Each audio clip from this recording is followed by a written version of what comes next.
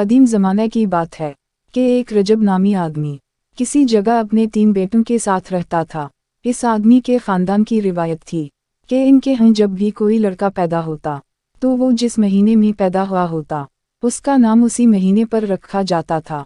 इसका बाप शबान के महीने में पैदा हुआ था, इसलिए इसके बाप का नाम शबान था। और ये रजब के महीने में पैदा हुआ था, इसलिए इसके बाप ने इसका नाम रजब रखा। लेकिन रजब के तीनों बेटे रमज़ान के महीने में पैदा हुए थे और रजब अपना ख़ानदानी रिवाज तोड़ना नहीं चाहता था, इसलिए इसने अपने तीनों बेटों का नाम रमज़ान रखा था। जब रजब के तीनों बेटे जवान हुए तो रजब बीमार पड़ गया और बिस्तर के साथ बिस्तर हो गया। इसे नज़र आने लग गया कि अब मेरे दिन कम हैं।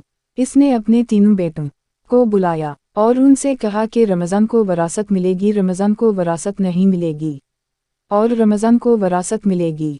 ऐसा कहते ही उसकी जान निकल गई और वो मर गया। रजब खुद तो फौत हो गया मगर अपने तीनों बेटों को कश्मकश में डाल गया। वो तीनों समझ नहीं पा रहे थे कि तीनों में से किस रमज़ान को वरासत में से हिस्सा नहीं मिलेगा और किन दो को मिलेगा। फिर उन तीनों भाइयों ने मिलकर फैसला किया और काजी से अपना मसला बयान करेंगे, कोई ना कोई हल ज़रूर निकल आएगा। सबा होते ही तीनों भाई सफ़र पर रवाना हो गए। रास्ते में उन्हें एक आदमी मिला जो कोई चीज़ ढूंढा रहा था। उन तीनों भाइयों ने उस आदमी से पूछा, तुम क्या ढूंढा रहे हो? तो उसने जवाब दिया कि मेरा घोड़ा कहीं खो गया है, मैं उसे ही तलाश कर रहा हूँ। एक रमज़ान ने उस आदमी से पूछा, क्या तुम्हारा घोड़ा लाल रंग का था? तो उस आदमी ने कहा, हाँ मेरा घोड़ा लाल रंग का ही था। फिर दूसरे रमज़ान ने पूछा, क्या तुम्हारा घोड़ा एक आँखा से देख नहीं सकता था? तो वो आदमी बोला, हाँ बिल्कुल ठीक कहा तुमने।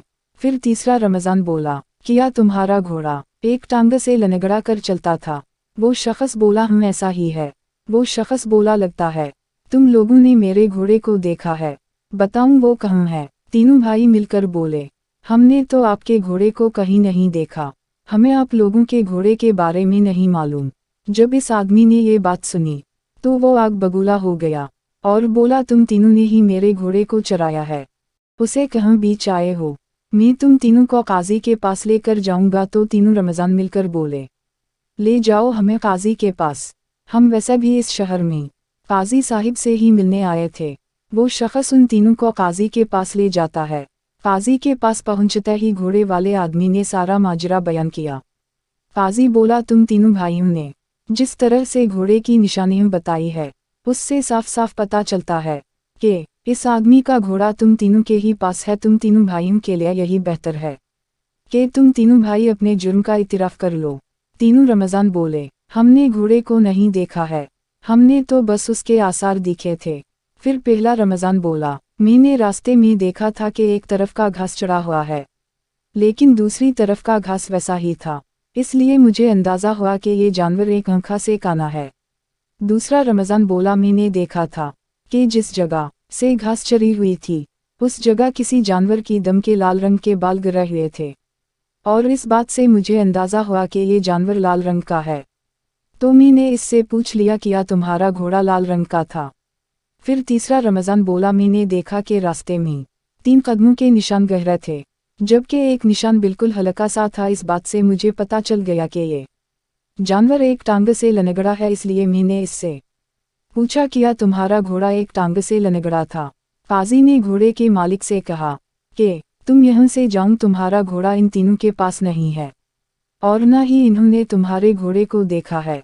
घोड़े का मालिक वहाँ से चला गया और उसके जाते ही तीनों रमज़ान ने काजी से अपना मसला बयान किया। काजी भी उनकी सारी बात सुनकर हैरान रह गया और उनसे कहा कि आज की रात आप लोग मेहमान खाने में ठहर जाऊं, मैं आप लोगों को कल इस बात का हल बताऊंगा।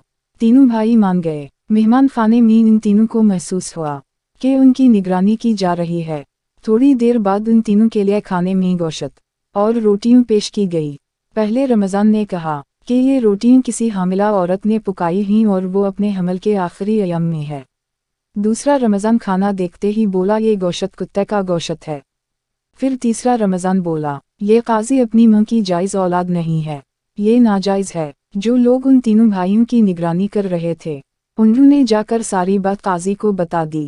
काजी ने अगले ही दिन उन्हें अदालत में बुलाया और कहा कि तुम तीनों में से किस रमज़ान ने कहा था कि ये रोटियां किसी हामिला औरत ने पकाई हैं।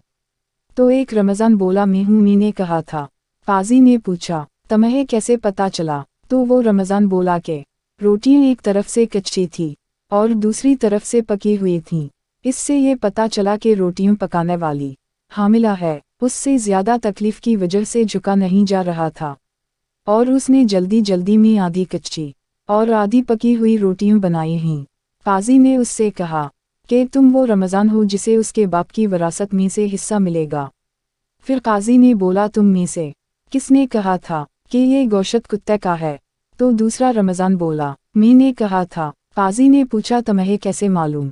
तो वो बोला ये सारा गोश्त चर्बी नुमा था जिसके नीचे कहीं कहीं गोश्त था, जबकि बकरी गाय भैंस के गोश्त में चर्बी कम और गोश्त ज़्यादा होता है, इसलिए मुझे पता चल गया कि ये किसी कुत्ते का गोश्त है। काजी बोला तुम वो रमज़ान हो जिसको अपने बाप की विरासत में से हिस्सा मिलेगा। फिर काजी ने पूछा तुम में से किसने कहा था कि मैं अपनी मां की नाजायज़ औलाद हूँ? तो तीसरा रमज़ान बोला ये मैंने कहा था। काजी ने अपनी मां से इस बात की तस्दीक की तो उसकी मां बोली हूँ ये सच है, तुम मेरी नाजायज़ औलाद हो। काजी ने तीसरे रमज़ान से पूछा तुमने ये कैसे जाना कि मैं अपनी मां की नाजायज़ औलाद हूँ? तो वो बोला कि अगर तुम अपनी मां की हलाल औलाद होते तो कभी भी मेहमान खाने में हमारी निगरानी ना करवाते और न ही किसी मजलूम हामिला औरत से तकलीफ में रोटियां पकवाते, ना तुम हमें कुत्ते का हराम गोश्त खिलाते। काजी उस रमज़ान से बोला तुम वो रमज़ान हो जिसे अपने बाप की जायदाद में से हिस्सा नहीं मिलेगा। तो वो बहुत हैरान हुआ और उसने पूछा ऐसा क्यों? तो काजी बोला एक नाजायज़ औलाद ही दूसरी नाजायज़ औलाद को पहचान सकती है। तुम भी मेरी तरह नाजायज़ औलाद हो। जिन दोनों रमज़ान को विरासत में हिस्सा मिला था वो भागे भागे अपनी मां के पास गए और अपने तीसरे भाई के नाजायज़ होने के मुतालिक पूछा। उनकी मां ने बताया कि एक मर्तबा तुम्हारा बाप रमज़ान के महीने में फजर की नमाज पढ़ने घर से निकला। मस्जिद से वापसी पर उसे एक बच्चा रास्ते में लावारस पड़ा हुआ मिला। तो तुम्हारा बाप इसे घर ले आया। तुम दोनों की तरह इसका नाम भी रमज़ान रखा और तुम्हारे जैसी ही इसकी परवरिश भी की। वक़िफ़ताम तो दोस्तों इस कहानी से पता चलता है कि हम लोगों को इनके रवैयों से, आदत से और उनके उठने बैठने चलने फिरने के तरीक़ों से भी पहचान सकते हैं, उनके बारे में जान सकते हैं और वो किस हालत में है मालूम कर सकते हैं। लोगों की आदत, रवैये, हरकत उनके मुतालिक बहुत कुछ बताती हैं।